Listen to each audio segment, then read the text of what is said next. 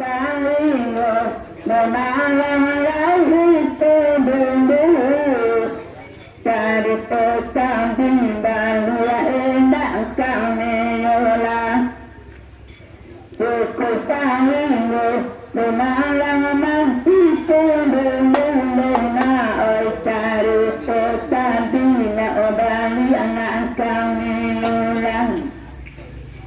undangan kontan memalang pulang binsaking alai para dokani memalang pangkal dan pulang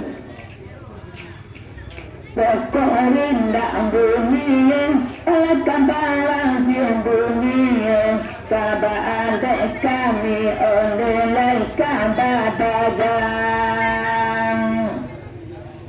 oleh kata Bajawa di sungai Sari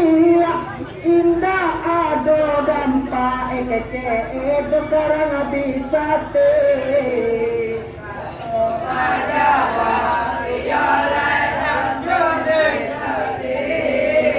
indah ada dampak kece oleh siapa orang zaki kece indah batin tu iyo aye nana tibo iyo lai semua dikali inna inna inna inna tahiyo dua aye tibo iyo lai semua dikali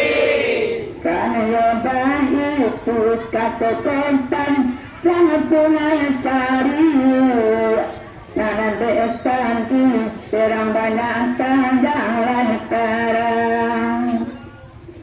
karena ya bayi itu berkata pulang di pasti daerah banyak bermalang tanjalan sekarang kadang sandung malang mayulang lagi alam mayupe